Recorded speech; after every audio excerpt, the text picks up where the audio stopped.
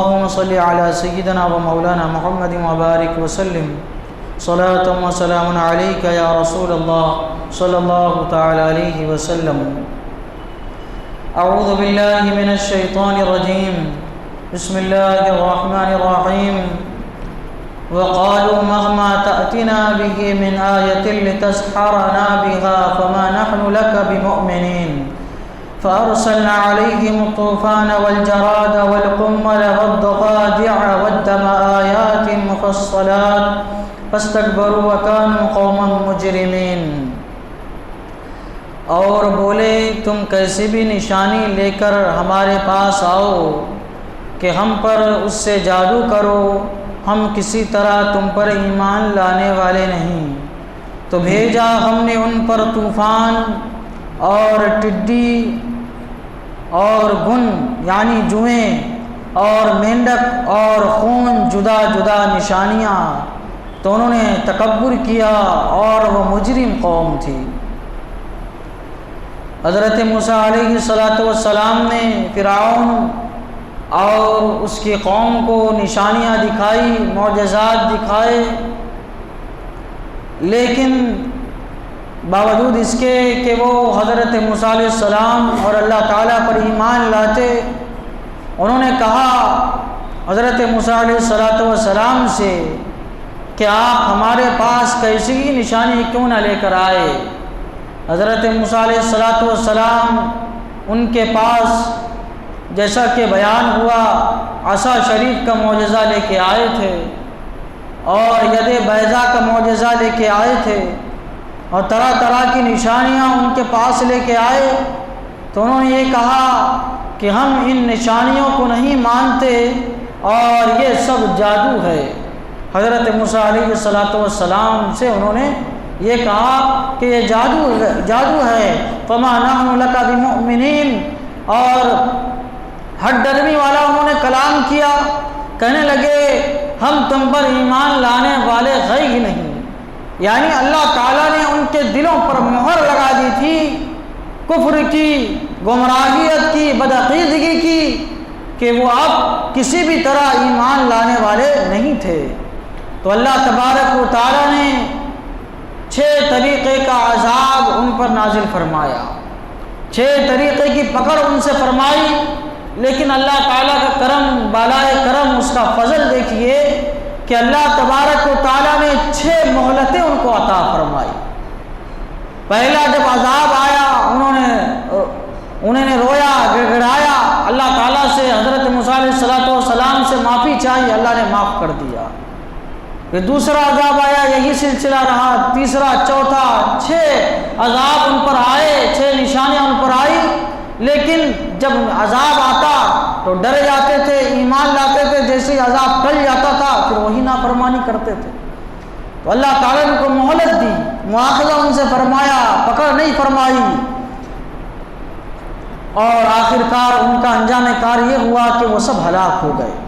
اللہ تعالیٰ نے جو عذاب ان پہ نازل فرمایا تھا اس کا مختصر تذکرہ اللہ تبارک و تعالیٰ فرما رہا ہے کہ جب انہوں نے موسیٰ علیہ السلام کی نافرمانی کی تو اللہ تبارک و تعالیٰ کو یہ بات ناپسندیدہ ہوئی کہ انہوں نے میرے نبی کی نافرمانی کی.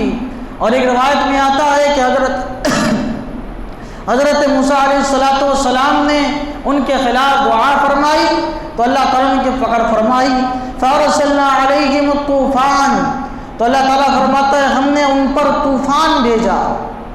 طوفان یہ طوف سے بنا ہے، طوف کا معنی آتے ہیں پھرنے کے، چونکہ جب طوفان آتا ہے تو پھرتا ہے، اور ایک معنی آتا ہے گھیرنے کے. تو جب طوفان آتا ہے پھرتا بھی ہے اور شہر کو، بستی کو گھیر لیتا ہے. تو اس لیے جو بارش ہوا کرتی ہے، جو طوفانی بارش، وہ پورے شہر کو گھیر لیتی ہے، بستی کو گھیر لیتی ہے، اس لیے اس کو طوفان کہا جانے لگا. اور حضرت ابو قلابہ یہ فرماتے ہیں یہاں پہ طوفان سے مراد جو ہے وہ چیچک اور طاعون کا عذاب ہے، کیونکہ طوفان کو چیچک اور طاعون بھی کہا جاتا ہے. اور جو طاعون کی جو بیماری سب سے پہلے اس روئے زمین پر کسی قوم کو آئی وہ فرعون کی قوم کو تھی. اس سے پہلے طاعون کی بیماری کسی کو لگی نہیں تھی، وہ پہلے جس کو آئی تھی وہ فرعون کی قوم پہ جو ہے آئی تھی۔ حضرت عائشہ صدیقہ رضی اللہ تعالیٰ نے فرمایا طوفان سے مراد یہاں پہ موت ہے، اور یمنی زبان میں طوفان کو موت کہا جاتا ہے، لیکن راجح قول یہ ہے کہ طوفان سے مراد یہاں پہ بارش ہے۔ تو اللہ تبارک و تعالیٰ نے بارش کا عذاب ان پر نازل فرمایا۔ کیسے عذاب اللہ تعالیٰ نے بارش کا ان پر نازل فرمایا؟ ایک طوفان آیا، پانی آیا، سارے بنی اسرائیل جو تھے، بنی اسرائیل بھی تھے، یعنی حضرت موسیٰ علیہ السلام کے ماننے والے بھی اس میں تھے، اور فرعون والے بھی اس میں تھے، فرعون کے ماننے والے بھی اس میں تھے، تو سب پر عذاب آیا پانی کا۔ لیکن اللہ کی قدرت دیکھیے کہ جو فرعون کے ماننے والے تھے وہی پانی میں ڈوبے ہوئے تھے۔ جیسا ہم لوگ ابھی یہاں پہ بیٹھے ہیں تو اسی طریقے سے وہ لوگ سب ساتھ میں رہتے تھے، فرعون کے ماننے والے بھی، حضرت موسیٰ علیہ السلام کے ماننے والے بھی، لیکن جب پانی کا عذاب آیا تو صرف فرعون کے لوگوں کو اس نے گھیرا، اور جو حضرت موسیٰ علیہ السلام کے ماننے والے تھے ان کو اس نے نہیں گھیرا۔ یہ اللہ تعالیٰ کی قدرت تھی۔ اور جتنے فرعونی لوگ تھے ان کے گھروں میں پانی گھس گیا، باغات میں پانی گھس گیا، مکانات میں پانی گھس گیا، ہر جگہ پانی گھس گیا، اور کتنا گھسا کہ سب کے منہوں پہ آ گیا، سب کے منہ پہ پانی آ گیا۔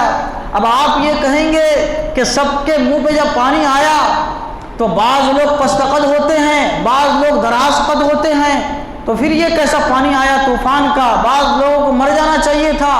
لیکن اللہ کی قدرت دیکھیے، جو جس قد کا تھا اللہ تعالیٰ نے اس قد تک ہی اس کے پانی کو رکھا تھا۔ جس کا چھوٹا قد تھا تو چھوٹے قد کے حد تک اس کے منہ تک پانی آیا، جس کا بڑا لمبا قد تھا، دراز قد تھا، اس کے منہ تک پانی جو ہے وہ آیا تھا۔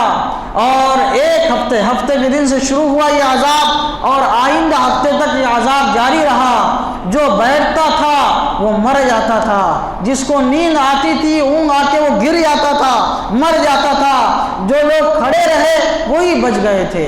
تو 7 دن تک وہ لوگ جو ہے ایسے ہی کھڑے ہوئے رہے۔ 7 دن کے بعد جب انہوں نے دیکھا کہ کوئی چھٹکارے کی راہ نہیں ہے، حضرت موسیٰ علیہ السلام کی بارگاہ میں آئے، خوشامد کرے، کہنے لگے کہ ہم آپ پر ایمان لاتے ہیں اور ہم آپ کو سچا نبی مانتے ہیں، اللہ پر ایمان لاتے ہیں، اور آپ کے تمام مطالبات ہم قبول کرتے ہیں کہ آپ کی قوم کو ہم ستائیں گے نہیں، اور آپ کا جو مطالبہ ہے کہ ہم آپ کی قوم کو آپ کے ساتھ روانہ کر دیں گے، بھیجا دیں گے۔ حضرت موسیٰ علیہ السلام نے دعا فرمائی، پانی کا عذاب جو ہے ختم ہو گیا۔ اب آپ دیکھیے اتنا بڑا پانی کا جو عذاب آیا، طوفان آئے گا تو سارے جو کھیت ہوں گے، باغات ہوں گے، سارے بہہ کے چلے جائیں گے، درخت بہہ کے چلے جائیں گے، ان کے پھل بہہ کے چلے جائیں گے۔ لیکن اللہ تعالیٰ کی قدرت دیکھیے، جب یہ لوگ اپنے باغات میں گئے تو ان کے پھل پہلے جیسے تھے ویسے ہی موجود انہوں نے پایا، اور اس سے زیادہ پہلے جتنے تھے اس سے زیادہ پھل انہوں نے اپنے باغات میں موجود پایا۔